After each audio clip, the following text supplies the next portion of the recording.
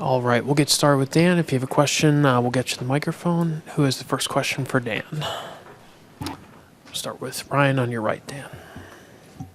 Dan, obviously not what you wanted to see from George. Can you walk us through what you were seeing from him, and when did you think you needed to pull the string on it, and do you regret not going earlier? I think, I thought it came out one of the best fastballs we've seen the first couple innings. I thought the way it was coming out of his hand, he looked great. And then, they were able to get to some pitches on the plate a little bit and in that third inning. And then, it was, I think it was 4 2-out runs there at that point, and trying to, get him through that and because he was throwing the ball so well. This is a team that has swung the bat well all year, and they didn't miss much tonight, and they were able to get to him.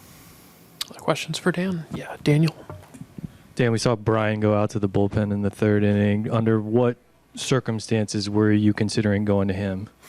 I think, a good chance for him tonight to just get out there and get acclimated in case that's a place where he comes out of, later in the series. And so, a chance to just get comfortable out there and see what it's like. So that's really what it was about tonight for Brian.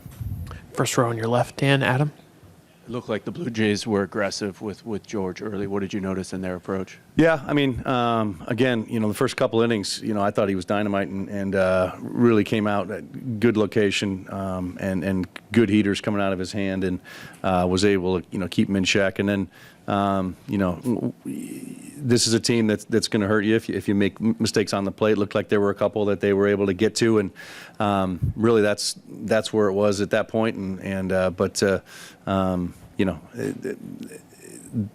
Our guys, we get ahead. That's what we do, and they'll continue to do that. But you still have to make good quality pitches, and there were some that caught a little bit of plate. But I thought again, the way he looked early on, I thought we were in good shape.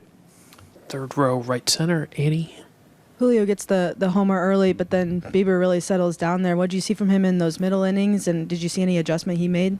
Yeah, I think, again, it's, Julio getting a pretty good pitch to hit there in that first inning, and I thought he did a really good job of driving that ball on the line. And then I thought, as good pitchers do, they get a little bit more comfortable. They get settled in. Their command comes back. Their stuff comes to him a little bit, and looked like he just was able to get comfortable, get into a bit of a rhythm, and find his secondaries. And once that happened, they were able to get the lead, and then he was able to protect it. Third row on your far left, Dan. Victor made that catch in the stands in the right field in the third inning and was shaking off his arm a few times and kind of reminded me of the injury in April. Was it just a stinger? Was he okay? Yeah, I think he was all right. That's the kind of effort Vic gives, and that's what you're going to see, especially this time of year. He's going to continue to go all out, and you're right. It was sort of reminiscent of that play down in San Francisco, great effort on his part to make that play. Third row in the middle, Dan. Dan, just obviously you have a wave of emotion and momentum coming into this game, and then they put 13 runs on you, and you have a team that's bounced back a lot of times this season. But is there a message for that group, or do you just have the confidence that they know what they're doing and they're going to do that again? Again, this is a team that has done this a lot this year in terms of bouncing back, being resilient.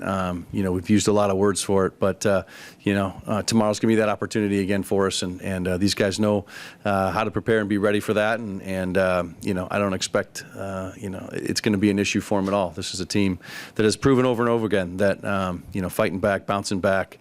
Having resiliency is a part of their DNA, and tomorrow's a chance to do that again. We'll stay there with Tyler. Dan, after the 5 spot in the third inning, is any part of your calculation like you don't want to overuse your bullpen? Because as it turns out now, you got like your 4 best relievers didn't pitch tonight, so they're rested. Do you just want to sort of get George to take down more innings at that point? I thought he came out, got a couple outs there in the 5th, or whether it was the 4th, I think, and looked like he was in better shape. The home run to Springer there with 2 outs. You understand that there's going to be some solo shots here and there. But again, I thought he was throwing the ball pretty well, and then came out for the 5th, and it was time, I think, at that point to go to the bullpen. Do a couple last ones up front on your left. Dan Polo being lifted, was that just to give him rest at that point in the game, or is he all good? Yeah, no, he's fine. Yeah, just a chance to get off his feet and give Leo a chance to get in that bat. Anything else for Dan? All right, Dan, thanks so much Thanks. for your time. Appreciate it.